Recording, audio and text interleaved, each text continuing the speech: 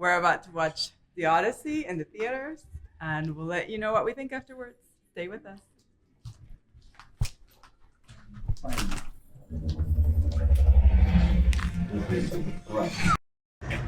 I read the Odyssey on the New York subway in the year 2000, and it's one of the most gripping books ever. And one of the things that I think about it is this was written over 2,000 years ago, so there must have been hundreds of thousands of adaptations of it. If you think about every play or any time somebody sang the story, that is hundreds of thousands of adaptations, which means that whatever adaptation you do today has to be of its time, and it has to reflect the moment, because you're not gonna come up with anything new that hasn't been done hundreds of thousands of times before. And I think this movie really nailed our times today. Of course, it's a universal story.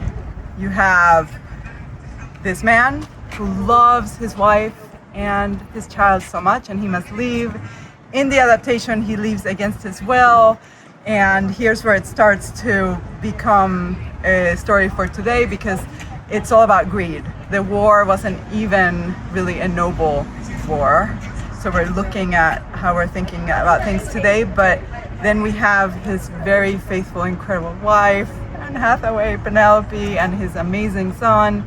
And all three of these people, Matt Damond, Tom Holland, and Anne Hathaway, embody them beautifully, are just trying to come back together. They're good people, good complicated people in a messy, complicated world.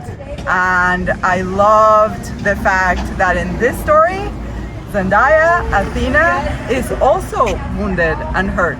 It's not just the humans who are wounded. Even the goddess, my favorite goddess, she got decapitated from the brutality of everything that Odysseus unleashed. So this moment in which Odysseus is really coming to terms with what happened when his brilliant plan brought this whole town to its knees, and rape and pillage and murder of women and children and a goddess, of course she didn't die, she's a goddess, is really powerful. It's the story for our times. And I love the feminist undertones, of course I would, where she says men do what they want, Anne Hathaway, and Penelope, women do what they can, right? She was a queen, and she says, I've been a queen. There's been somebody on the throne. You guys didn't let me be that queen, but I was. So for me, it was spectacular. I cried a lot, I felt a lot, and it didn't feel like a 3-hour movie. And I loved it. I think it's the movie we needed today.